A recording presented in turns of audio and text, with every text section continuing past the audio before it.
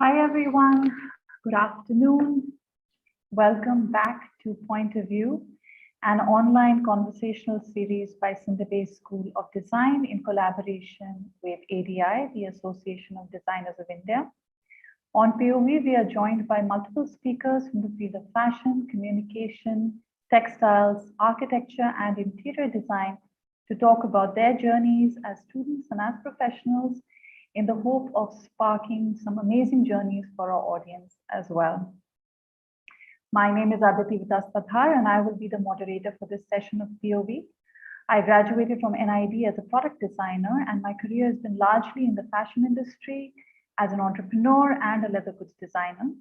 I'm also an educator with Pearl, NID, IICD, and a member of the ADI Delhi chapter. 2021 has been a milestone year for Secunderabad School. It was established in 2006 in Calicut, Kerala. So this year has been 15 years of being a premier institution offering UG and PG courses in visual communication, fashion, and interior design. And it has been steered ever since by Professor Basant Nair and with a very dedicated team of educators. CSIIT is established across 14 locations in South India and 13,000 strong alumni. So congratulations to the Secunderabad School of Design and the faculty. This is a fantastic achievement. And POV is actually a celebration of this milestone. So we are very excited. This is the 4th week of POV, and we have had phenomenal speakers come and speak to us about their work. And one of the really interesting things that has happened, and I'd like to share that with you guys before we start, is that a lot of the speakers who've come online have also personally told me that they've been very pleasantly surprised and happy with the engagement from the audience, the questions that have been coming in, and how free-flowing it's been. So I'm very happy to hear that, and I wanted to share that feedback with our audience today. So I would encourage all of you to keep those questions coming for today's session, because it's going to be a very interesting one. And I'd like to start by introducing our speaker for today. Takbir Fatima is a architect, and we will be deep diving into her background, her education, and her professional journey. Now, Takbir she wears many hats, and I honestly don't know how she finds the energy and the time to do so many things, but it's very exciting to see the kind of work she's doing and the passion and the dedication she brings to her projects and to her studio, which is based in Hyderabad. So before we start, I would like to ask Takbir to please come online, put her video on. Hi, Takbir. Hi, so nice to see you. Welcome to Point of View. Thank you for having me. So Takbir, I am going to start with a little bit of an introduction to you for our audience, and then we can start off with our conversation. So Takbir Fatima is an architect, educator, and entrepreneur. She has a master's in architecture and urbanism from the Design Research Lab, DRL, at the Architectural Association AA School of Architecture in London, and a BA in architecture from CSIIT School of Architecture and Planning in Secunderabad. She is also a fellow of the Startup Leadership Program. She is the director of Studio DesignAware, based in Hyderabad and Dubai. DesignAware was born of a desire to create awareness through livable, wearable, usable, and responsible design. The studio practices process-oriented design, which cuts across scale, method, materials, location, and typology. So Takbir, thank you so much again for being here. We are so excited to have you talk about your work and your studio. But before we start all that, I'd like to get a little bit of an idea of your background. Where did you grow up? I believe you're joining us from Hyderabad right now, which is where you're based. Could you tell us a little bit about your background? So I was born in Hyderabad, but I grew up in Saudi Arabia.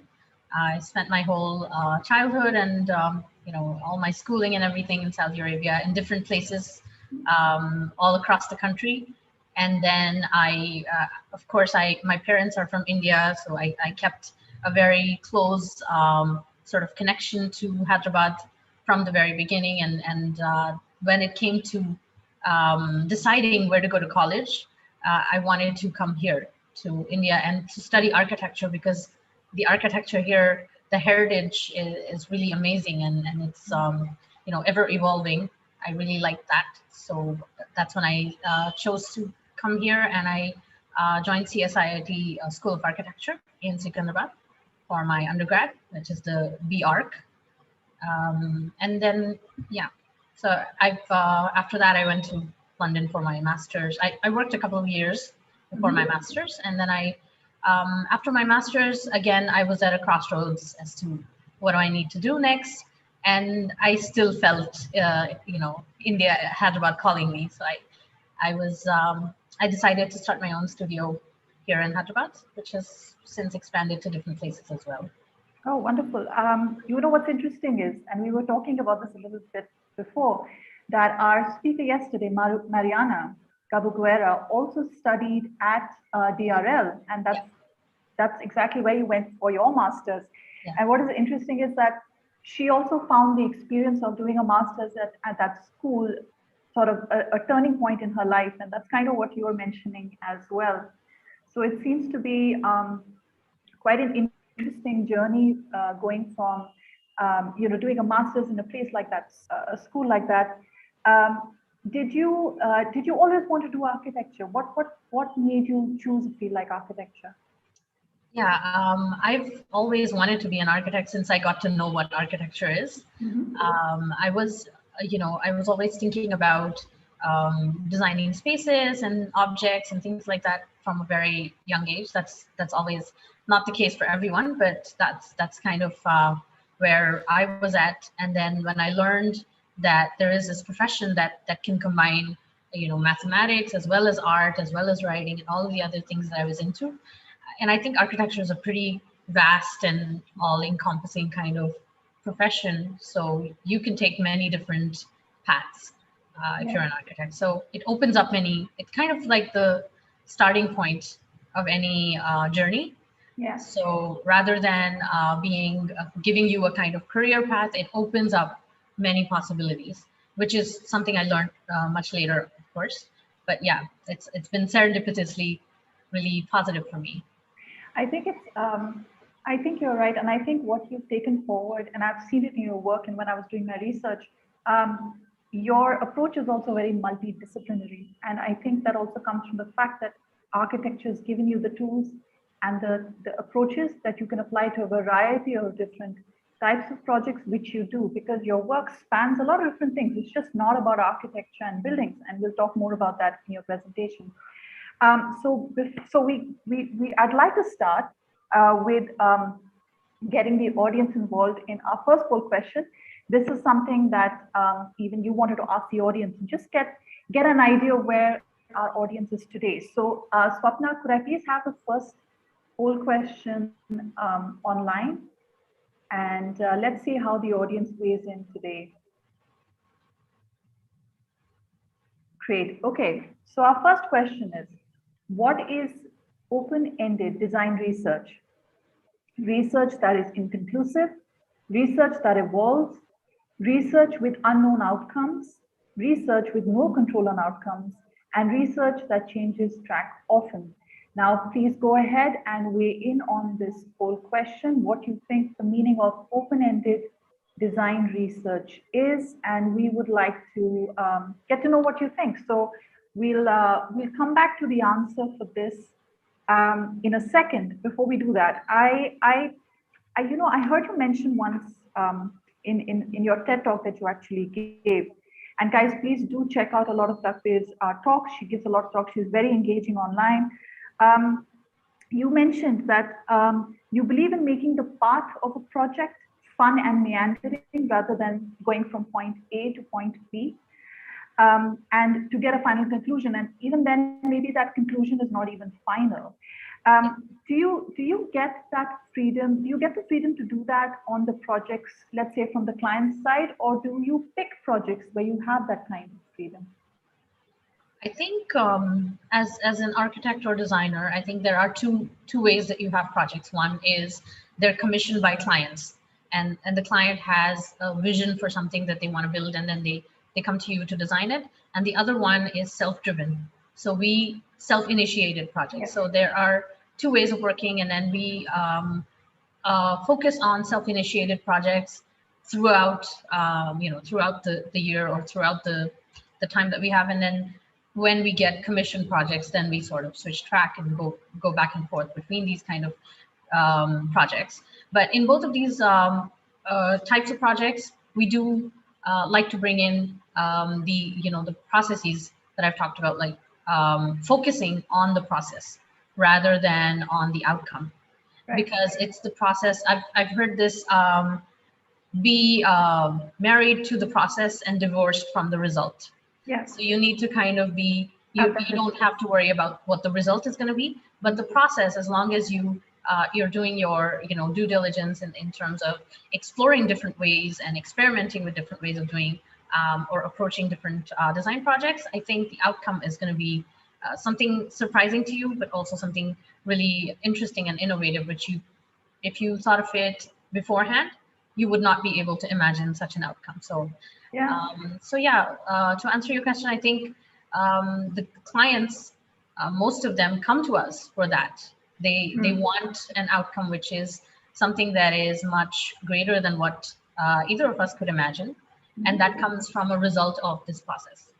Great. I think I remember a very nice Bruce Mao line, which I love, from one of his talks about an incomplete manifesto for growth, and he talks about this process versus outcome. Anyway, I'll come back to it later. What we'll do now is just have a look at the answers of the first poll question.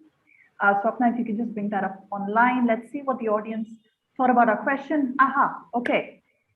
49% said research that evolves. Okay, so that it's research that continues to change and iterate and evolve. Okay. 27% said that research with no control on outcomes, which is kind of what we were talking about right now. 13% said research that changes track often, and 9% research with unknown outcomes, and the last is research that is inconclusive. So I think the audience kind of is split between this idea that research is something that should evolve as part of the process. There are no known outcomes, which is what you like to do in your approach as well.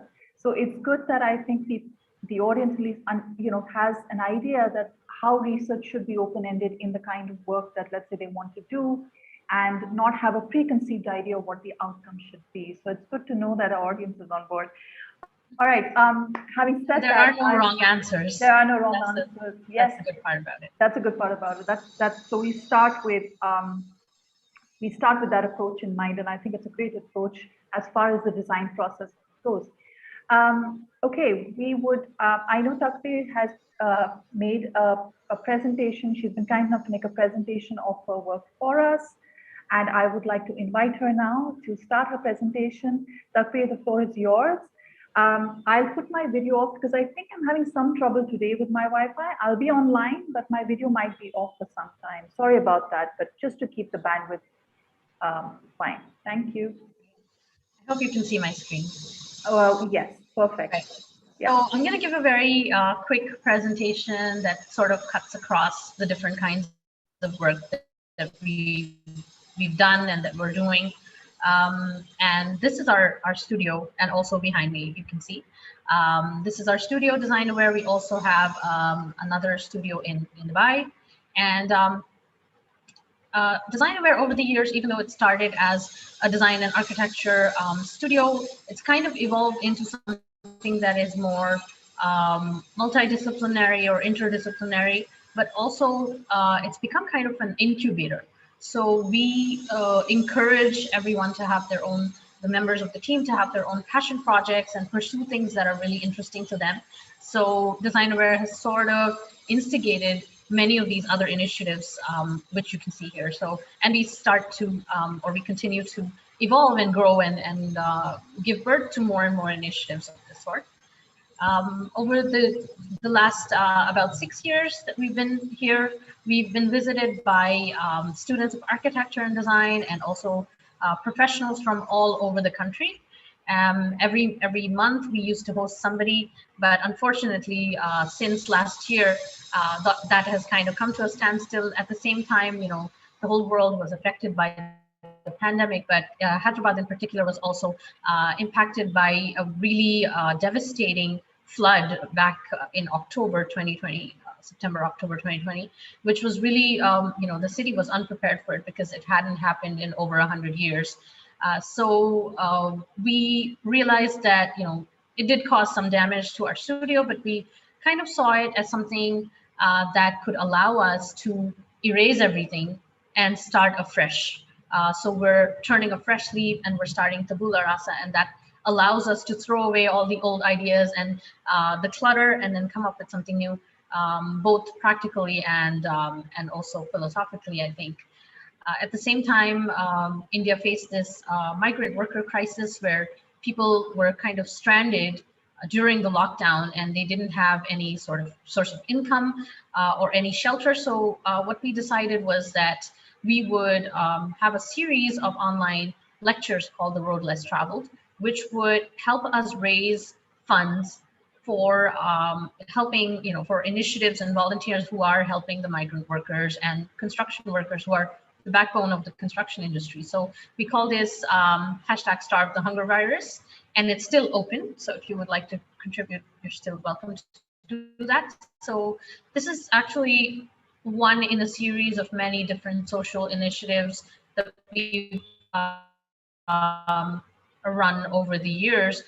We believe that as architects and designers, it is not just our duty to, you know, design buildings and design amazing spaces, which is one of the things that we do, but also we need to be able to be socially responsible and give back to the community. So our first initiative was Make Progress Possible, where we collected, you know, used books for a library of charity school. We call this Make Progress Possible, and this initiative still goes on as well. So we were speaking earlier, Aditi was talking about uncertainty and not having a definite outcome. So I really believe that only when you become comfortable with uncertainty can you innovate and evolve. And that's something that drives me and drives our studio as well. And of course, we pivoted to a virtual studio, much like most of the people. We realized the value of the virtual studio when we started to work online instead of in our studio. And so I'm going to introduce a few different approaches. I'm not going to say that there are different projects, but different approaches that we've taken, and the projects have been selected accordingly. So the first thing is that the things that drive our process or our different processes are principles. That's the most important thing. And then it could be the process or the parameters. So the principles that we have sort of outlined for ourselves that pre-qualify the kind of projects that we will do and the kind of work that we'll do. The most important one for us is accessibility and design access, making design more accessible and more widespread rather than being, you know, forte of select few. So it shouldn't be exclusionary or exclusive, but more inclusive and accessible. So that's one of the driving forces of our projects or our research as well. The second one is awareness and education. So we have a lot of ways of making people aware about design, but also educational initiatives. The third one is social responsibility. We believe in giving back to society and to the community and supporting, as you know, using our profession to support society and social initiatives. Also, we believe in collective authorship, which is many people, many minds, and many hands coming together to create something that is that can be much greater than something that we create individually and in a discrete manner. And also experimentation. Every time we take up a project, we like to do something new, something that we haven't done before. So we always remain kind of novices in a way, because we don't become veterans of anything that we've done before. We don't become sort of trained in something that is a cookie cutter kind of repetitive process. So every time we approach a new project, and because we are entrepreneurs, we are able to do that. We have the freedom to be able to experiment in different ways with different projects. And so finally, that brings us to entrepreneurship, where we encourage every member of the team to think like an entrepreneur and think like a startup, and come up with initiatives and passion projects that they are interested in, and pursue those that line of research or those kind of design explorations. So some of our projects are initiated by design research, some by materiality, some by the fabrication or construction method, some are iterative design. So these are different processes, and many more, but the projects that I've selected today are, these are the processes that they follow. And then the things that sort of drive the design are, they could be constraints, the context. Sometimes they are driven by nature and ecology and sustainability, and sometimes they are driven by data. So these are the different categories that our work falls in. This was, our kind of starting point, where when I was at the design research lab, I was just kind of playing around with the laser cutter, and I find this material really fascinating, fiberglass. So I started to kind of, cut different forms out of it and layer them together, and initially created a whole line of wearables, and then did the same thing with, with the lighting and other products. And then, we were asked to design a kind of kiosk for Rajiv Gandhi International Airport. So we studied the takeoff and landing paths and, different paths of the flights, and we derived the data and the curves from there, and we created this, proposal for that. This is not built, but the idea was that it would be like an X-ray that you could see from far away. What's really interesting about this material, fiberglass, is that it has that fiber optic quality. So if you light just one edge of it, all of the edges get lit. So this is more of an edge lit kind of thing rather than a solid. And we kind of see that in your wearable selection as well, that you just showed, that because you've used light also to light up the edges of your fiberglass wearables as well, which is very, very interesting, how light becomes another parameter that you use to sort of elevate and enhance and add another quality to your design. That's really interesting. Yeah, and it's something that is intangible. So it's kind of highlights the material, which is tangible, and makes the material transparent.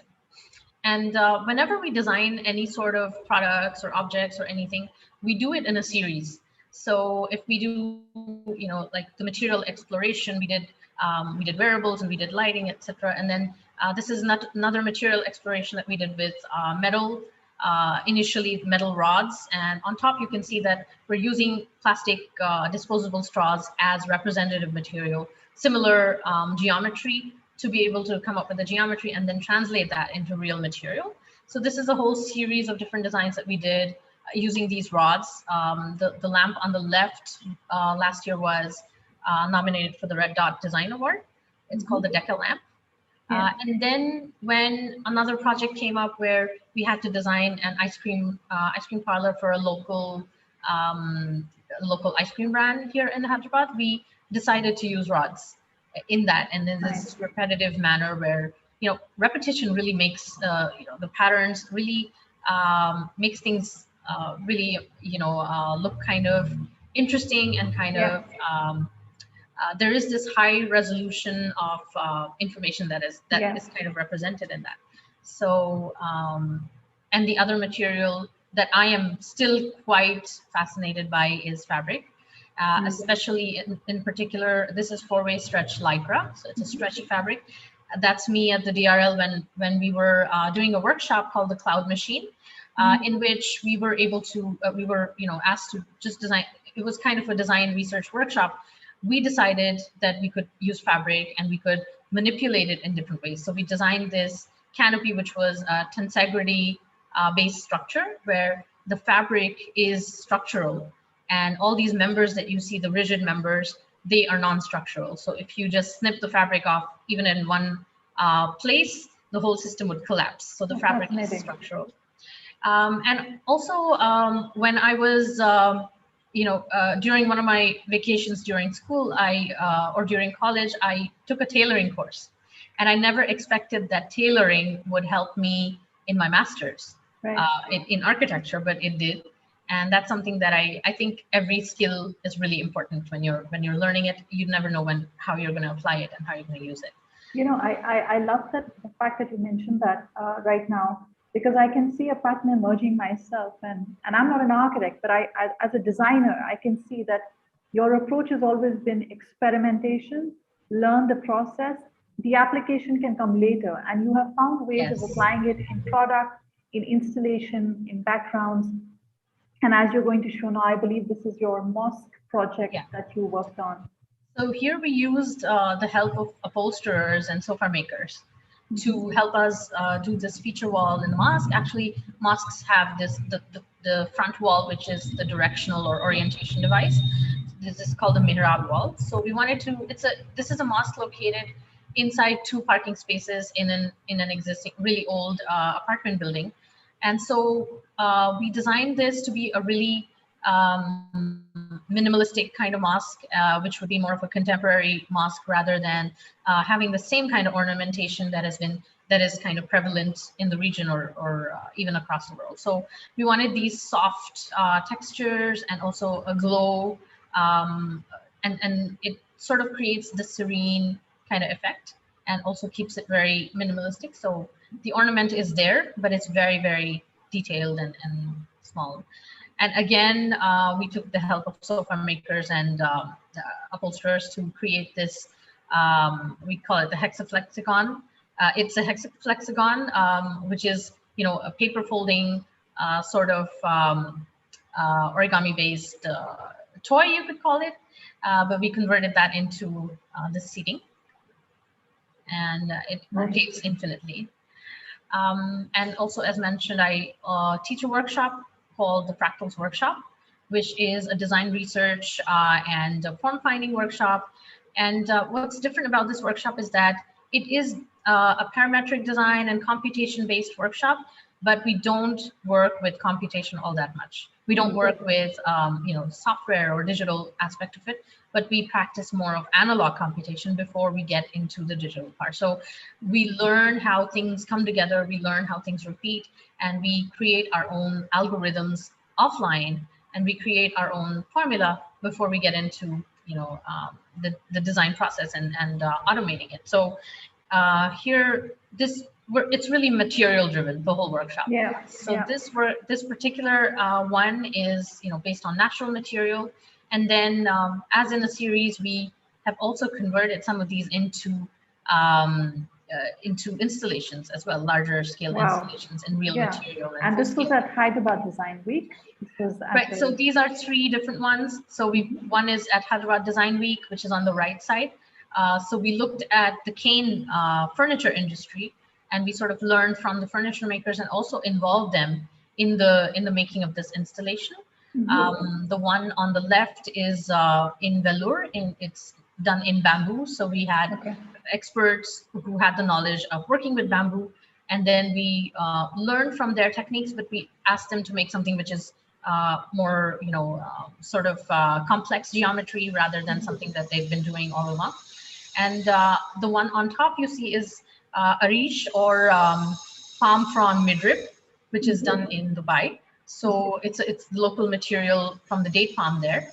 And what's really interesting to note is that the Bedouin women or the nomadic tribal women, they hold the expertise. They're the craftswomen. That's fascinating. To build the houses, right? So now their craft and their expertise has kind of shrunken, and it's been it's become only about making baskets and making pergolas and things like that. So we wanted to sort of revive that, and with my partner Asna in Dubai, we wanted to bring that back into architecture and larger scale installations rather than just focusing on the kind of steel and glass buildings that are dominating the skyline now. You know what, I just want to step in and kind of make a point, because this is very interesting. This project kind of shows the confluence of a couple of things, not just the computational design and the complex structures that are made, but also looking at craft and natural materials and how those have come together to create structures which are not traditional in that sense of glass and steel, but they've themselves created some very, very interesting structures that can be sort of scaled up and made into actual structures. And like you've mentioned, they're using different local materials, local techniques. You're collaborating with the artisans. So I think this is an interesting way of looking at how craft, natural materials, and computational design and complex structures can also come together, which I don't see enough of it happening. And I think that's a very interesting thing for our audience to also see. There's a lot that we can learn from the past. Yes. And from traditional techniques. And then we can, it's always been that, you know, these techniques have been evolving over centuries. So we can still continue to evolve them. That's absolutely. And also we like to think of building systems rather than building, you know, single design solutions. So this is kind of one of the things that we did, which in Dubai, we were asked to design an installation, an art installation, which would be built entirely by the public.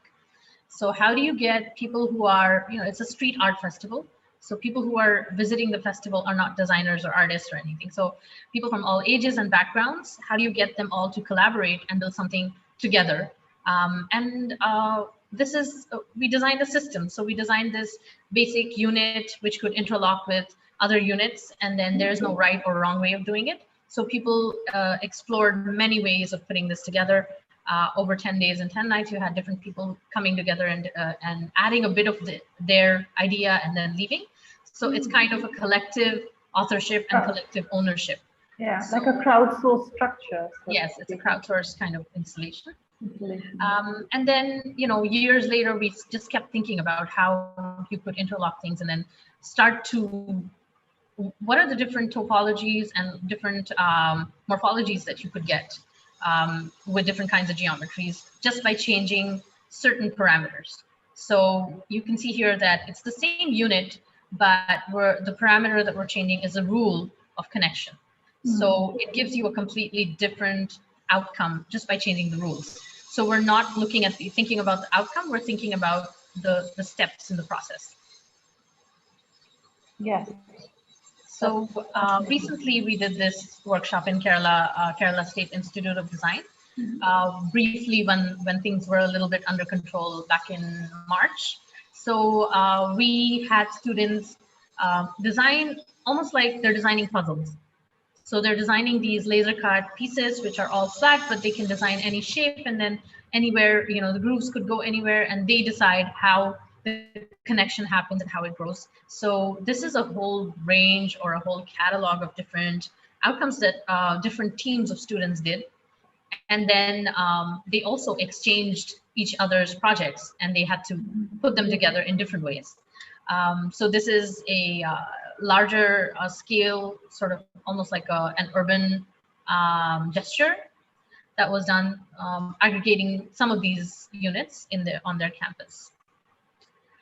So this is where we experimented with another way of conducting design juries and design reviews, where we, you know, we tried to do, we had been online the whole year almost. So we decided that why not, you know, the things that we lost when we went online were the human touch and the discussion and collaboration in the same space.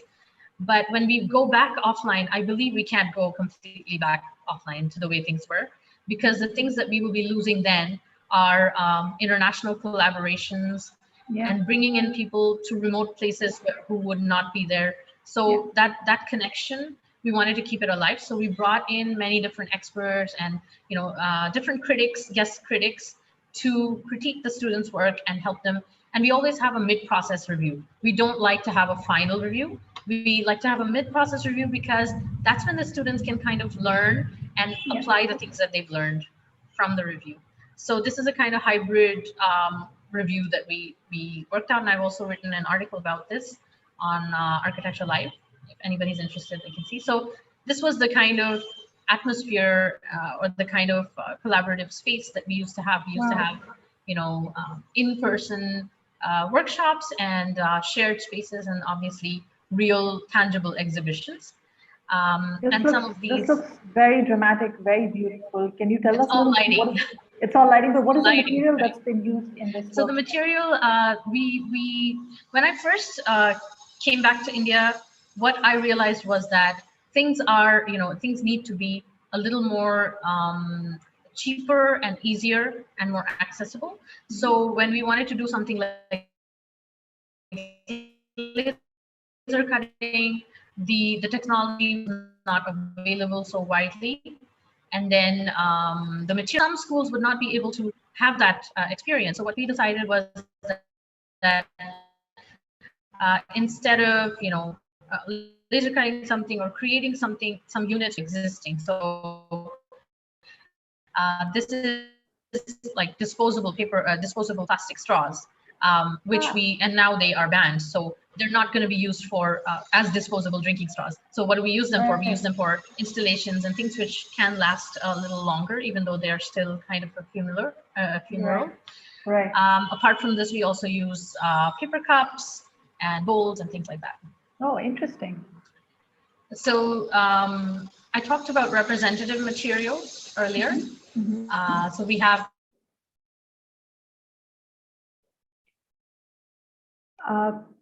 Takbir, are you still there? I seem to have lost you. I wonder if she's gone offline. Sophia, could you check in the chat if it's just me or Takbir's gone offline for everyone? If you could tell me in the chat box. And we can just wait for her to come back if she has gone offline. Okay, so she is offline for everyone. No matter, I think she may have some Wi-Fi trouble. That's fine. Maybe we can take this time while she logs back in. Oh, there she is. Hi, Takbir. We lost you for a second, I think. Hi, I'm so sorry.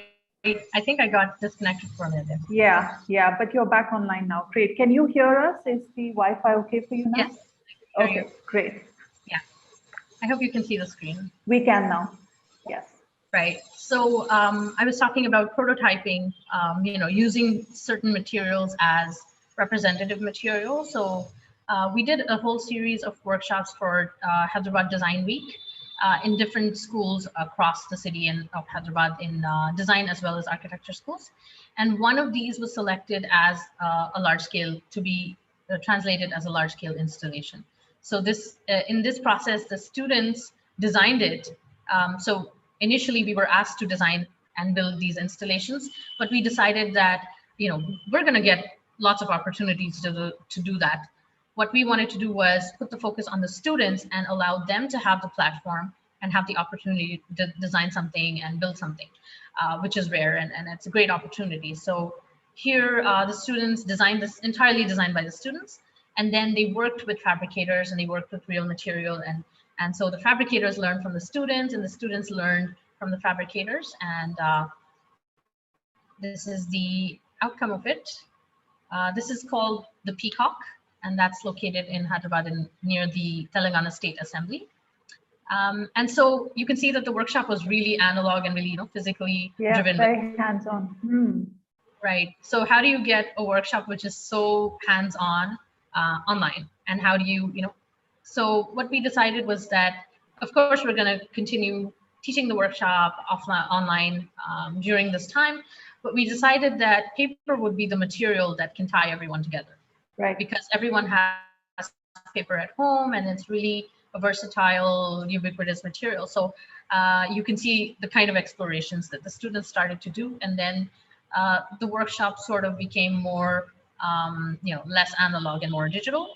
And so then it was a really good experience kind of reaching out across the world to somebody else's screen and sort of controlling that and helping them out. So we collaborated and put this collectively, sort of put this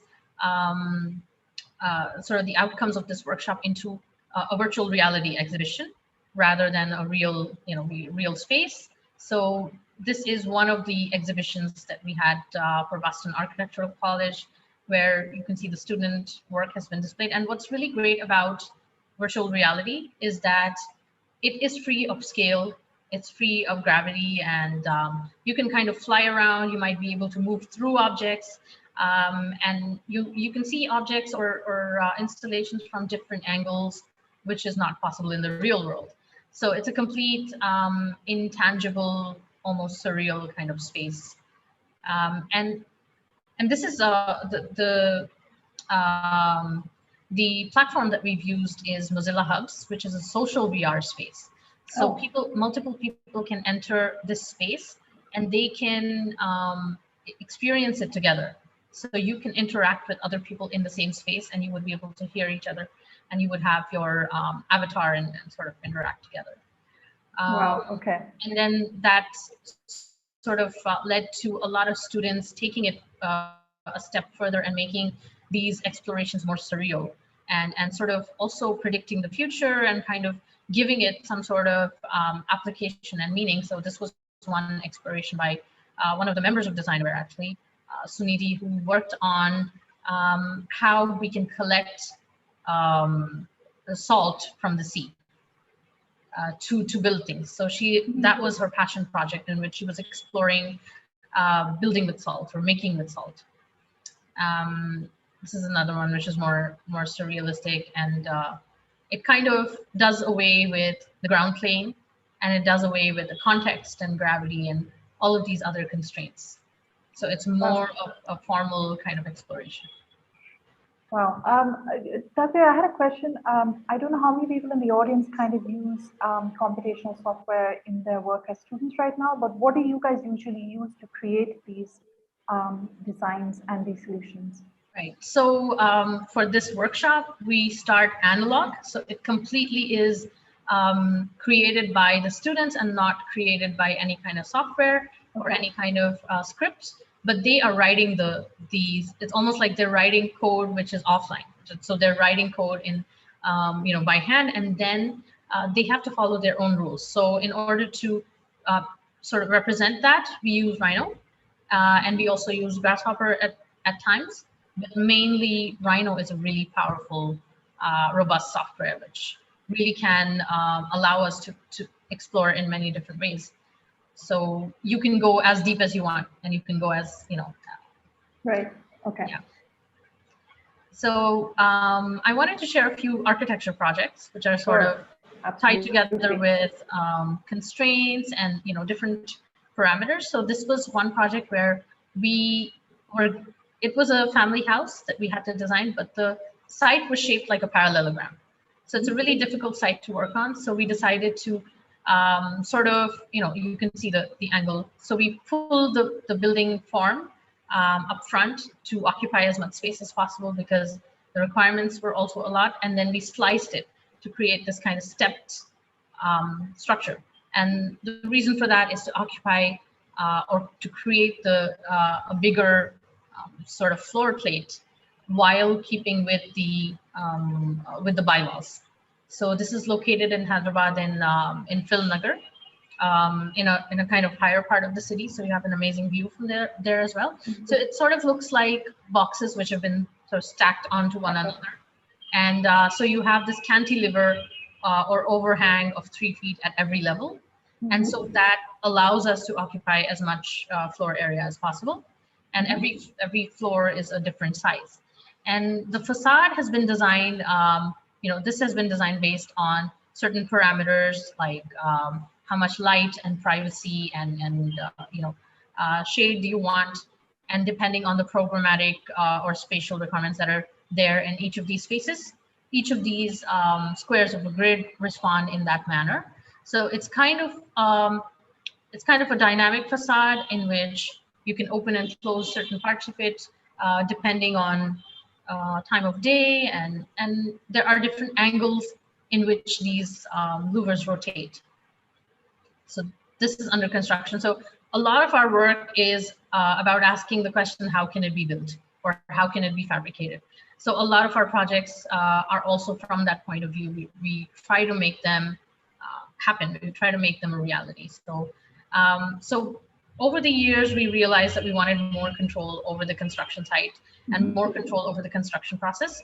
So we started an initiative called BuildAware, where we, you can see that's our team on the site. So architecture, interior design, and fabrication of different materials. So we explore that along with different partners in the industry. And every time we have any sort of initiative, which is any sort of entrepreneurial initiative, we like to have awareness and education sort of embedded into that as well. So this is the education initiative by BuildAware, which is called Studio to Site.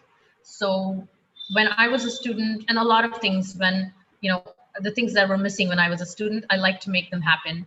And I like to create those opportunities because I have the resources and the authority now.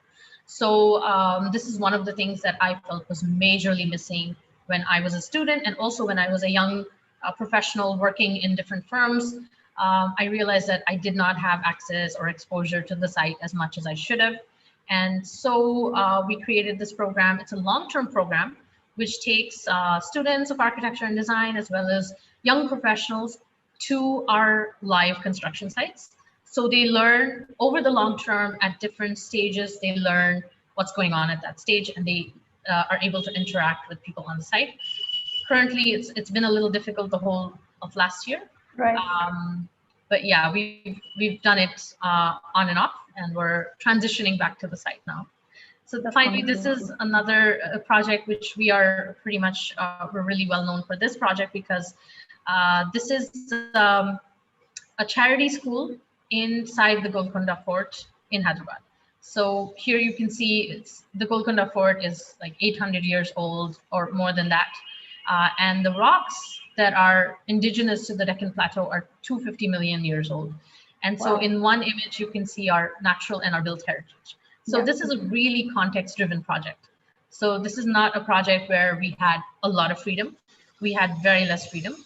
And you can see that the site is really, that's me on site. So that's a really difficult terrain to work with.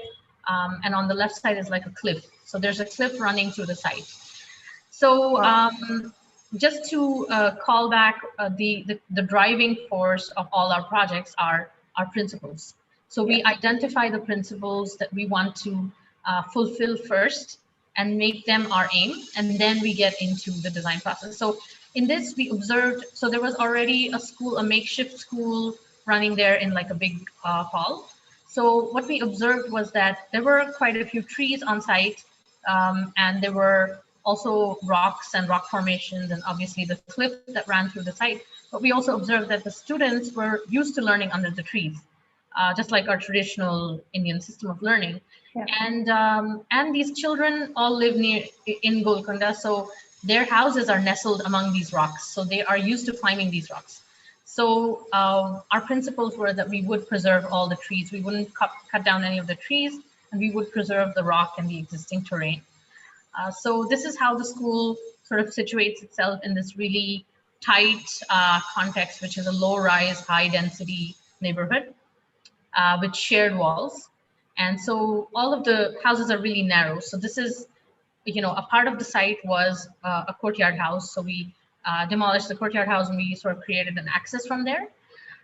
So you can see that the scale of the context, we've maintained the scale, but in order to negate the, all of the houses, I think in all of Indian neighborhoods are really brightly colored, self-designed and self-built. So in order to stand out, we had to go subtle, and we wanted to make it more of a raw kind of the exposed material kind of facade. So it's a gray building which has pops of color all over it, and the rock sort of enters the building at different points and embraces the building. And here, a lot of places we had to create levels. So this whole project was about responding to what's happening. We were, things were thrown at us, and we had to respond in the way a designer would respond. So here there was this upper part of the rock. So the library was almost canceled because of that, because how are you going to have a rock inside a library? So initially we wanted to just keep a rock there exposed and the students would climb up on the rock, but there were a lot of safety concerns. So the next best thing was we created this stepped kind of informal seating in the library. And also you might remember Make Progress Possible. Yeah. We raised funds and also collected books for this library. Yeah. And what's really interesting is that this was, I think, back in 2016 or so. I was traveling, and so the entire coordination was done with the carpenter over WhatsApp. So this entire project is more of a participatory project in which there are many authors along with us as architects. So the carpenter was given a sort of set of different rules and different guidelines that he had to follow, just like the Fractals Workshop. And then he had to respond to that, and that's what he came up with. So the color palette and the portion. So this is a perforated block wall, and that's how the school is situated in the greater context of the Golconda Fort. I love this photo. And over the years, even, right? It's a beautiful space. And also, I think this is as I said, it's a really participatory process, but at the same time, this is the only school probably where you can write on the walls, because none of the walls are painted. We left them raw, and students regularly write on them. They are not reprimanded for that. And also the school began to be, because it's a charity school, the need was urgent. So it began to be occupied while it was under construction. So while it was under construction, it was constructed in a phase-wise manner. And so over the years, we've had many people visiting the school from all over the country. But last year we couldn't do any tours, so we did a virtual tour. So this is me just with a camera on my head, just walking through. So for Design Virtual Design Festival, we did this walkthrough school, which is there on YouTube. Fantastic. And finally, I just want to, sorry, Takbir, I just want to mention to the audience, because I know you have mentioned in your presentation, if you can, the Hilltop School project, which is the one you were just showing us, was it's one of your awards. The Design has shortlisted you as an emerging architecture studio as well, and that project of yours, that the charity school has received quite a lot of international attention, and kind of has brought your principles into broader in spotlight. I think your whole idea, which you mentioned before, social responsibility, urban design, and process-driven thinking. So I think I just wanted to mention to the audience that has been a very special and project of yours, and kind of highlighted a lot of principles that you've been talking about with us during your presentation. And this is something very interesting that you're doing now. This is the next level. So yeah, this is, I think this project is pretty timeless because this is the future. Yeah. So this is a book by the RIBA, the Royal Institute of British Architects, called Rethink Design Guide. So every year they have a different design guide. For this one, they had to really think on their feet. So the design guide was put together as architecture for a post-pandemic world. Mm-hmm. So imagining what architecture can look like after the pandemic is over, which is the future, because we're still in the middle of the pandemic. Yeah. So in this particular, in this guide, our school was cited as one of the projects as how schools can look in the future, and how the school has actually gained more meaning over the years, rather than what our design intent was. It went way beyond that, because it was intended as a school, but it's become like a magnet for the community. Sometimes it's turned into a makeshift clinic for vaccinations, or an awareness center for the community, and also to provide meals to the students and their families, and rations as well. So it's taken on a much bigger meaning than what we could have imagined. So in a way, that kind of brings us to the same concept of not knowing what the end product is going to be. So that's something that only the process, we can kind of focus on the process, and we can sort of see how things evolve, and the result that comes out is sort of, it's a surprise to us as well. So I think we shouldn't over design, we should kind of under design and sort of leave certain things open-ended, so that especially when there's a user involved, so that the users kind of fill in the blanks and make it their own. Yeah, absolutely. Thank you, Takbir, so much for that presentation. I've got to say that you wear so many hats, like I've mentioned before. There is so much stuff that you're involved in. I don't know how you do it. You have it's just energy that's endless, and you have energy to do all of these things and different things, and it's very, very heartening, and you're so engaged with the student life, and that's what I could see in your presentation also. You're very engaged with students, you're very engaged with the younger people, trying to work with them, trying to develop stuff with them through your workshops, through your fractal workshops, through design weeks. You also kind of have these online talks, the road less traveled, which you've mentioned before, where you talk to people who also have their own journeys, and you have a lot of content that you put online. And again, I would encourage the audience to check out DesignAware, their website. There's a lot of information, a lot more, because DesignAware is working with a lot more projects than Takbir has shown today, and she's highlighted them and her team's highlighted them. By the way, I just had a quick question. What is your team like? I'd like to know who are the people who work with all these amazing projects with you? And are you at office right now? Is that your studio space that you're talking from? Yeah. My team is offline and remote. Right. So we have a really small team, and so the core members of the team are, two of us are in Hyderabad. Okay.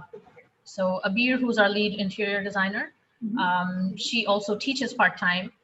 She's a visiting faculty at Camstick. So some of the days she's in the studio and some of the days she's teaching. Nowadays it's online. We also have members in Dubai, Asna, who's our Dubai sort of associate architect. We have a couple of other members in London and in Dallas, whom we sort of keep collaborating with. And apart from that, I think the major force of our studio is our interns. So every few cycles, we have a whole team of dynamic interns that we select based on, we don't select them based on their skill set. We select them based on whether they share the same culture or studio culture and the same vision. So because of that, we've had interns from a lot of different places all over India. We've also had remote interns. So I think interns really bring this kind of energy that we want to keep alive in the studio. Even though, as we grow old, we still want that energy and enthusiasm that young minds bring, and the kind of ideas that they have, and most importantly, I think the optimism that they have. Yeah. I wanted to and this is good for our audience to know, because I think when you're a student, you also look for internships or projects that will help you grow, challenge you, put that optimism and the enthusiasm to good use. And I think a lot of studios like yours look for that, and those are very important things. So for the audience today listening in, I want to highlight that I think your enthusiasm, your willingness to learn on the job, work hard, and your own ability to bring new ideas to the table, I think these are crucial things that design studios, architecture studios look for. So that is something to keep in mind. I would like to actually go to our next poll question, just get the audience engaged once again. I think they've seen a fascinating look at the projects that you do. And I would like them to, I think the feeling that I've got as a thread, as a pattern, is this sense of social responsibility. I think that's a very strong driver for your work. I can see it in a lot of your work, not just in terms of working for social service, but also engaging other people, collaborating, making projects more social, also in the number of people that join hands together and make things happen. So you have a very strong social sense to all the projects that you do, whether it's students, whether it's the users living there, whether it's artisans, collaborators, carpenters, whoever it is. So I connected to that is a poll question that we had. We want to ask the audience what they feel about this question. Swapna, can you just have the second poll question up on the screen? And I'd like the audience to weigh in. Yes, here it is. What is the role of an architect? The first is designing sustainable living solutions, solving existing problems, serving the community, making architecture human-centric, or making architecture ecology-centric. Now, these are all good options. I would like to know what the audience thinks is the most important, let's say the most important critical role an architect has today. And especially in a country like India, now this is a very important thing to also discuss. So we can come back to the answer. What I'd like to ask you, Takbir, is given the poll question and the fact that you are so socially motivated, I was just curious, has this always been the case? Did you always want to, when you were a student at DRL or when you were doing your undergrad, did you always feel that you would end up being driven a lot, your passion would come from social projects, or is this something that's happened later in your career? Oh yeah, I always hoped so, because from a very young age, I had this, you know, sort of, I think it's something to do with the way my parents think, and especially my father wanted to always start a school, and he wanted to sort of, you know, help the community and these kind of things. So there was always this sense of social responsibility, and also I think when you're probably the oldest in the family, you have this sense of responsibility for others. So I think it's all combined, and also Asna and I would always be discussing when we were students together, but at different schools, different colleges. But we would always discuss about how we can serve the community as architects. And a lot of times things it gets kind of blurry about how you're able to do that, because things might get commercial, it might get really elitist and kind of exclusive. So we were always having this conversation about how we can serve the community. So that was something that was always at the back of the mind as a goal. And fortunately, we've been able to get these kind of projects, especially the school and also the mosque and other projects where we didn't initiate those, but we had people approaching us. So that was kind of fortunate for us, but also we initiated certain projects like Make Progress Possible, and also the bringing the craft back into focus. Those are other projects that we decided we could initiate. So in one of the offices that I worked, my boss always used to say, you need to be able to generate work. You need to be able to, you can't just wait for a client to come and tell you to do something and then do it. You should be able to initiate certain things. So that's, I think, we are, privileged enough to be able to have the freedom and sort of authority to be able to do that. Yeah, I think I can really clearly see that there's a lot of self-motivation combined with social responsibility, a sense of responsibility. And I think that those are two very, let's say, unique combinations, because I know a lot of architects would just go straight to a firm and start practicing there, or work on commercial projects, or work on residential projects, and that would become their forte.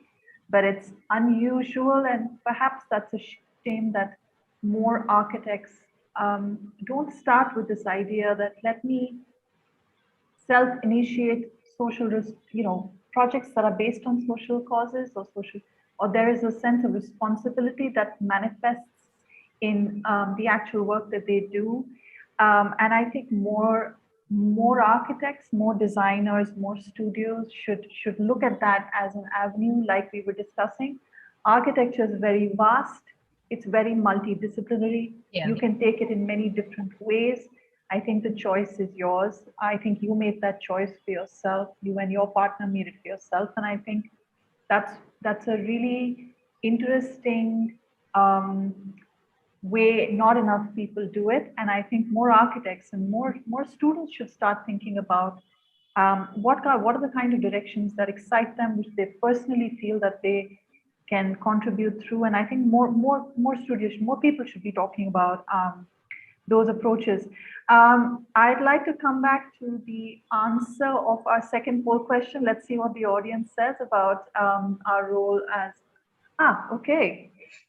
So we have 50% said designing sustainable living solutions, and 25% said solve existing problems.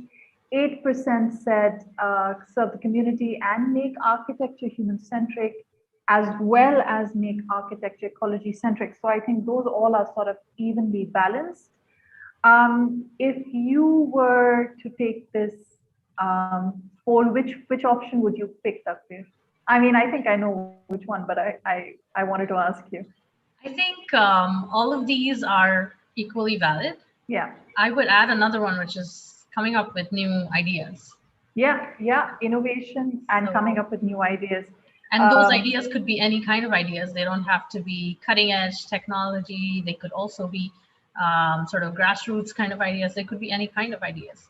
But I think that's really important for architects. Rather than just responding to what's given to you, you need to be able to come up with something new as well. I think the idea of using research and technology and computational design to not know the outcomes, but constantly innovate. I know we talked about that in our first, when we started.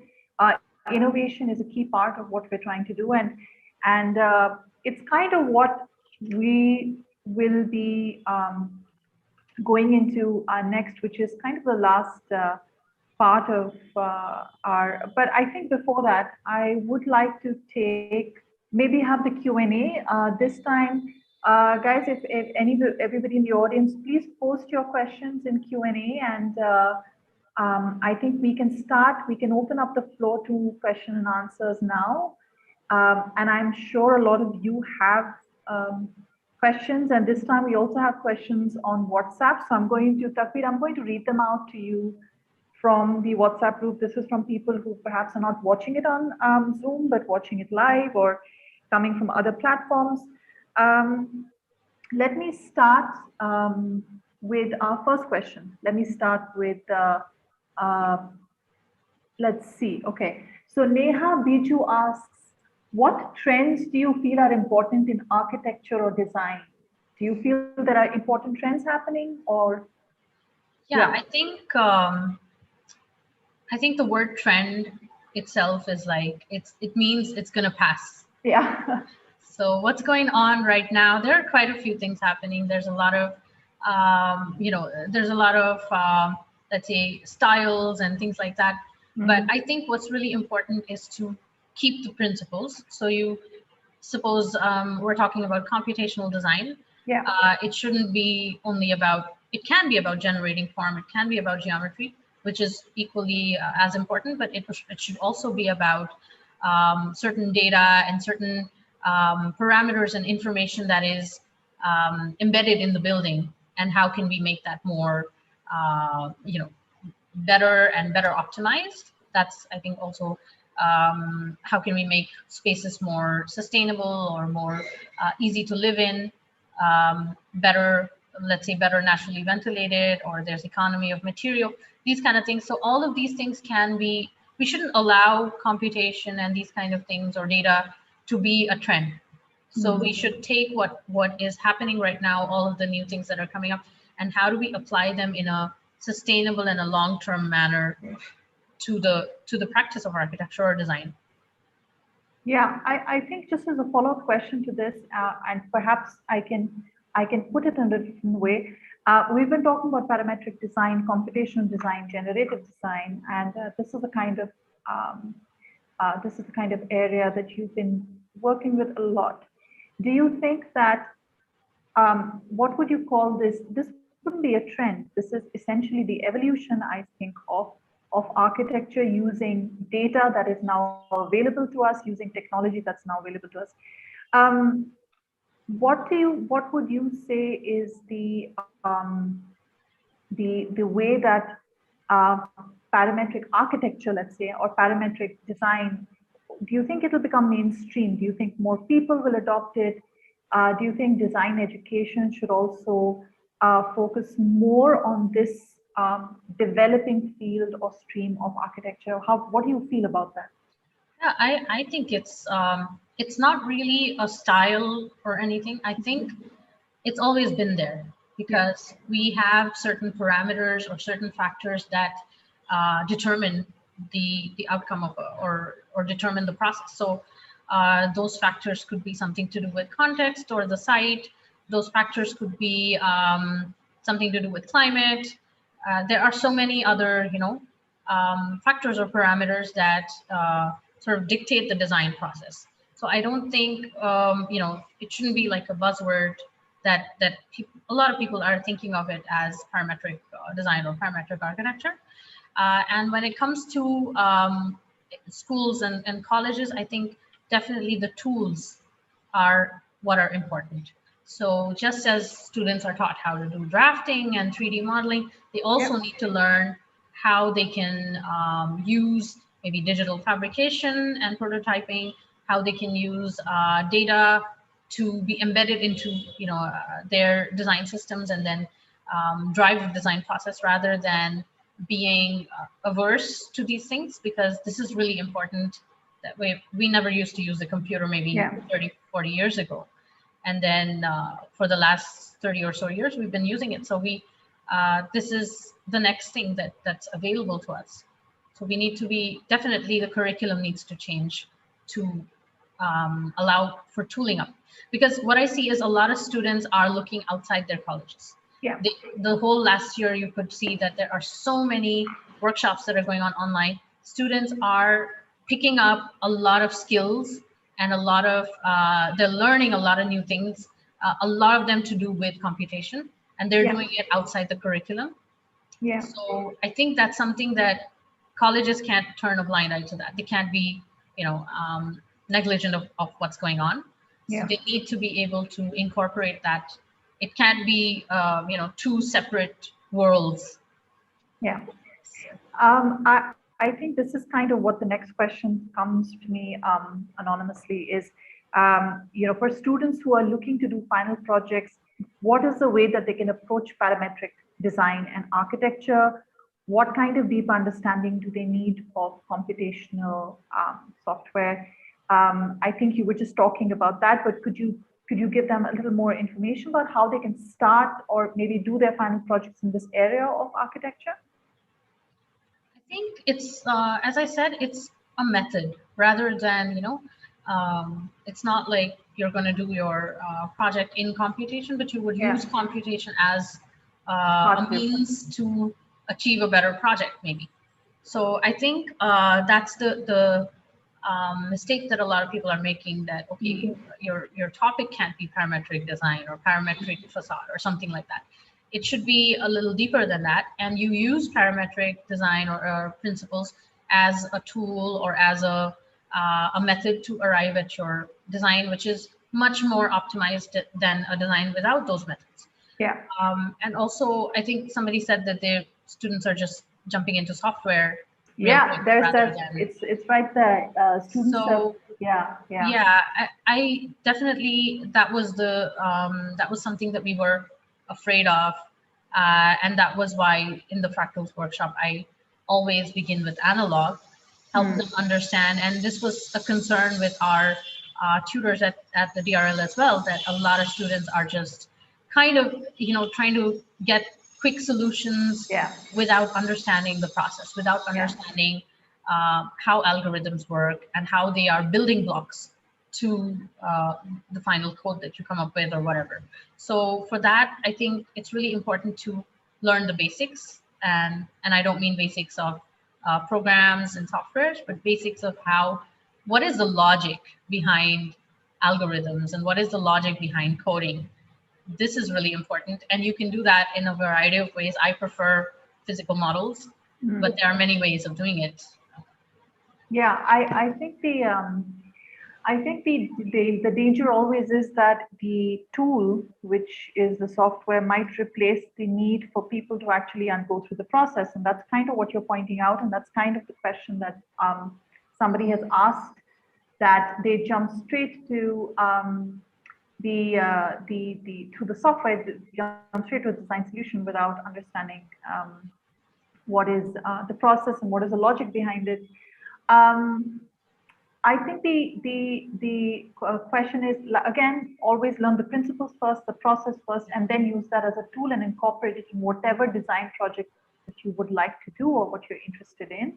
And this is just one more way of looking at design and architecture, which is what you've also demonstrated throughout your project. You've used it as the means to an end and not the end itself. And we've been talking a lot about how the outcomes are not important. The process is far more important. Research should also, your research also tends to be open-ended. And that's the kind of philosophy that you have about how you should approach design and architecture. Mohammed Nehal asks, do you think architectural design will see a change post-pandemic to account for social distancing and future potential pandemics?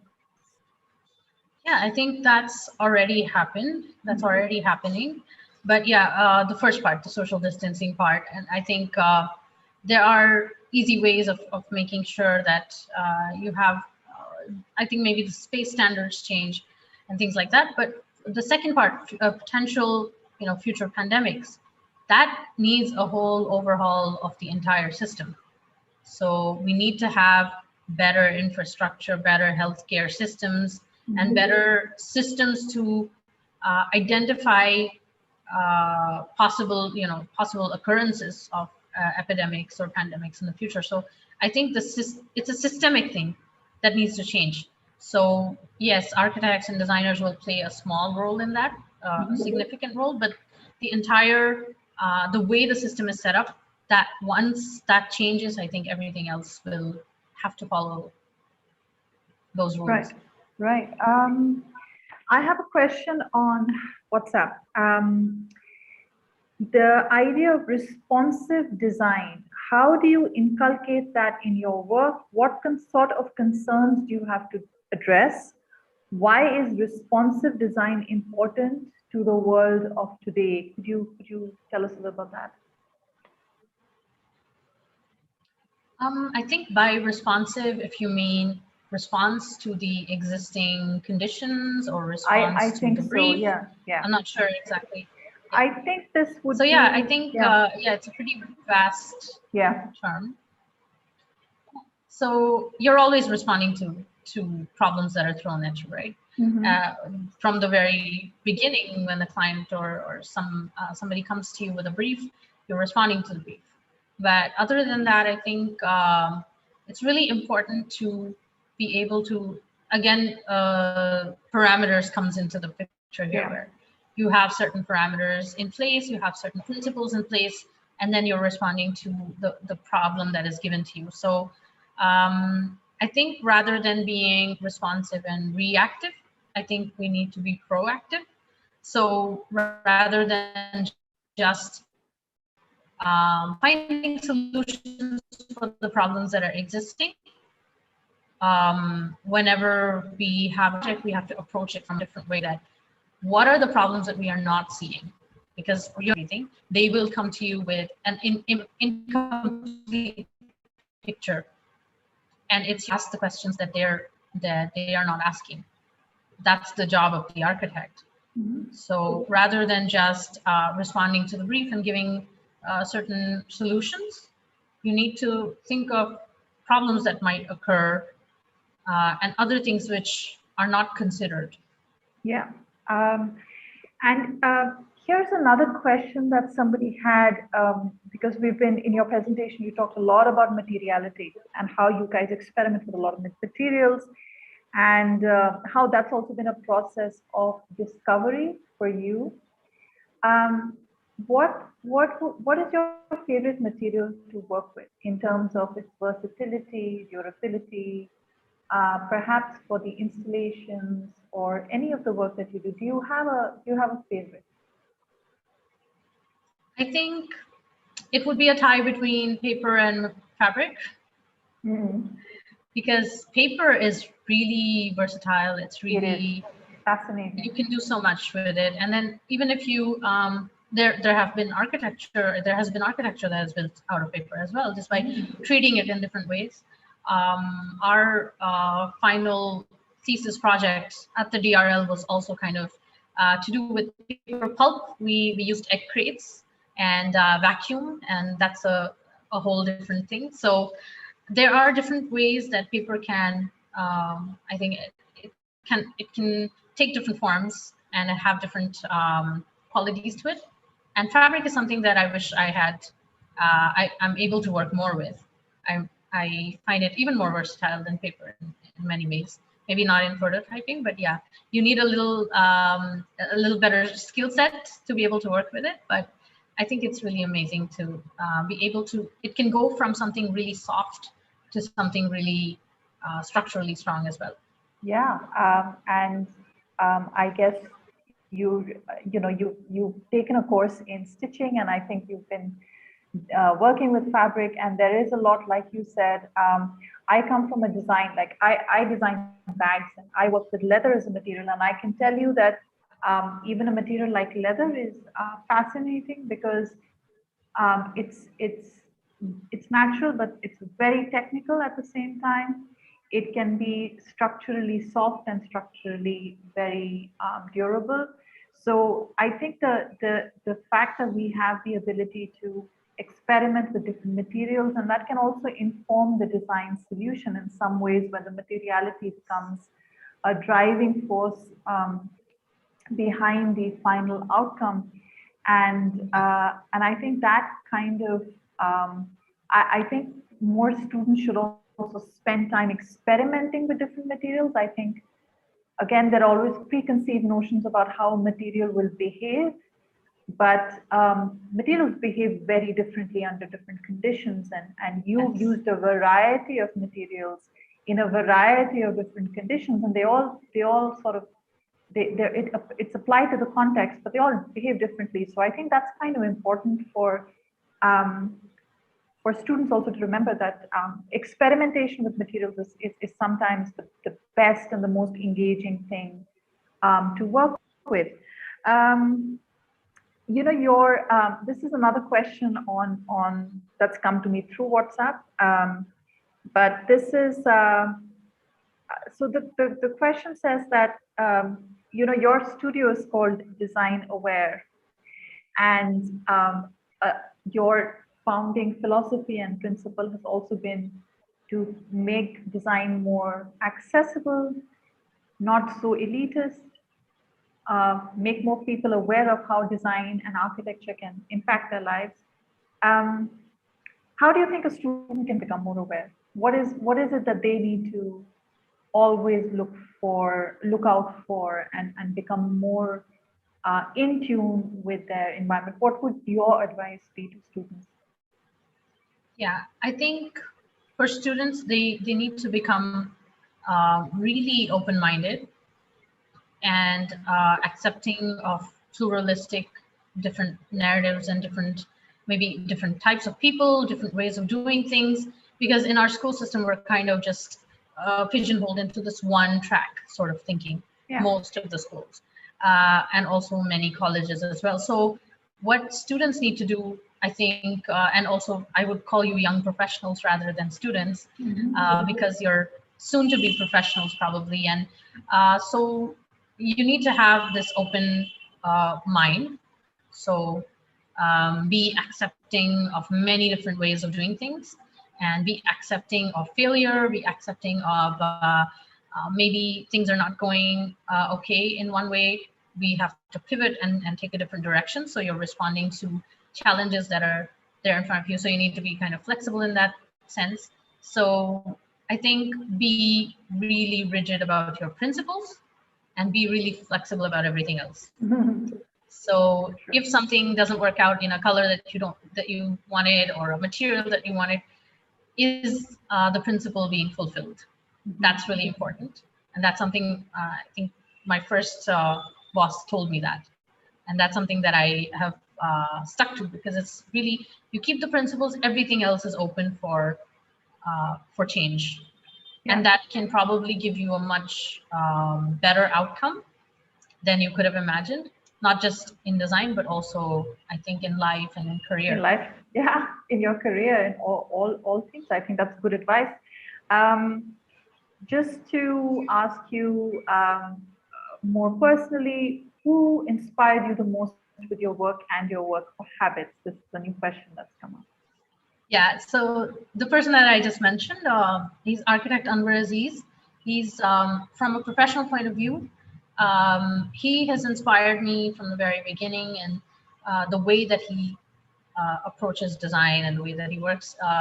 He's one of the veteran architects, probably the most well-known architect in Hyderabad, who has designed quite a few things here. So I've had the good fortune to be associated with him, to work for him, and also he's been a mentor to me. And I have learned a lot when it comes to what is important and what's not important. So I think principles, like I mentioned earlier, he's the one who said, just hold on to the principles and everything else you can be flexible about. So that's something that Great. Okay, I think we've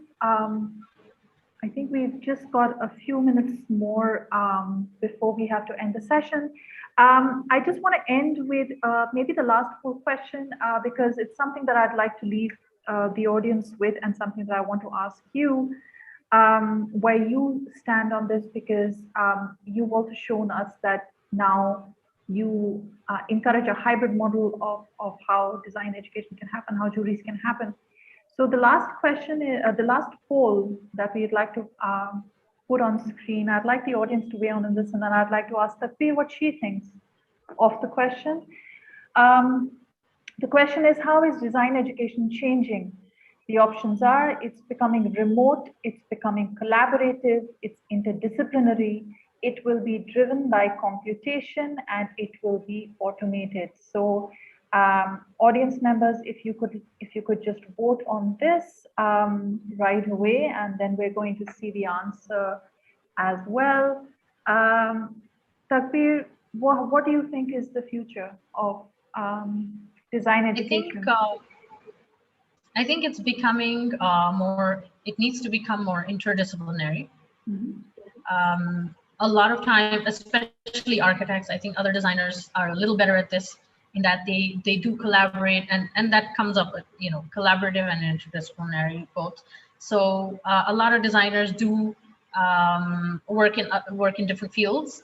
I think architects are sort of in these silos, which are kind of disconnected from one another. I think that should really end, and there is a lot of overlap between our disciplines, with other designers and also engineers and other professionals, and that I think we need to learn from them, and we need to be able to teach them something and sort of collaborate together. That should happen right at the design, at the education stage. Okay, can we see what the audience said? Swapna, can you please bring the answer up as well? There we go.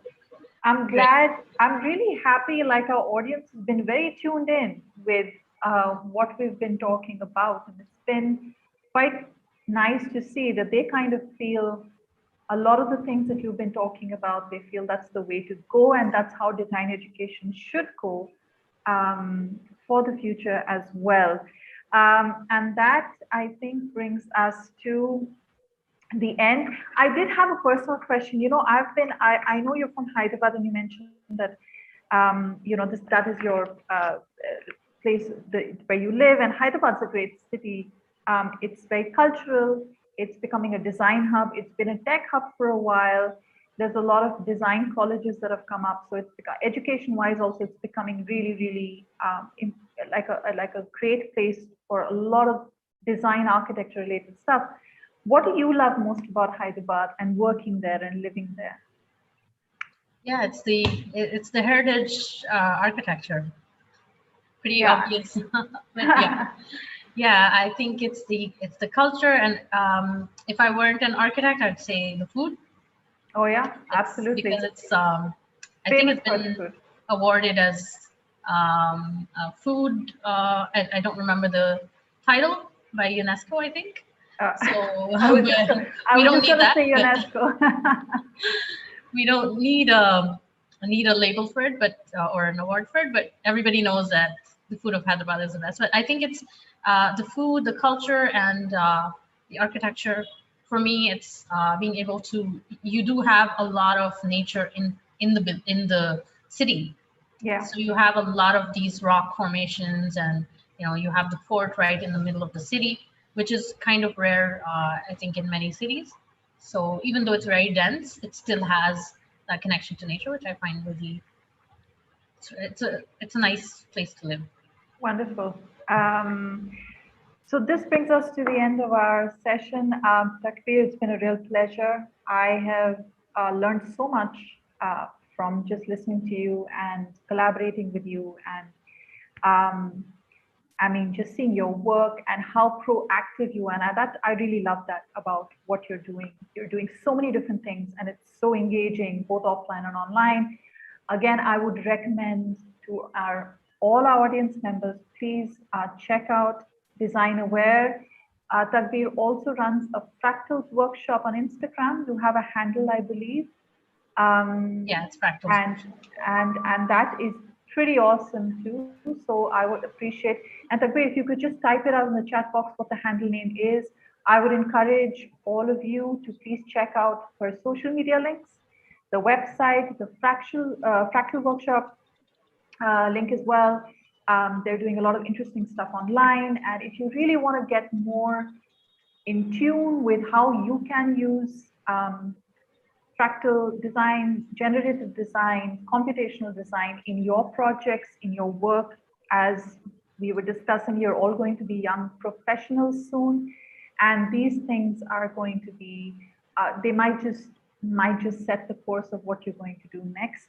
So I would encourage you all to check it out. And again, just a quick reminder, we have, this is the end of our architecture sessions, our series. Next week, we have interior design, and that's also got a phenomenal lineup of speakers. So please tune in for that, register for that. It's coming up very soon. And again, to all of the audience members, thank you so much for spending the time listening to us and asking your questions. I'm always happy. The speakers are always happy to have more questions coming in. So please keep that going for next week as well. Takbir, thank you so much for joining us today. It's been a real pleasure. Thank you for the time. And we hope to see you very, very soon. Take care. Take care, everyone. Thank you, Aditi. Thank you. Thank you, Sophia, and everybody at Secunderabad. Thanks for inviting me. It was a pleasure. Thanks, everyone. Take care. Have a good weekend. Bye. Bye.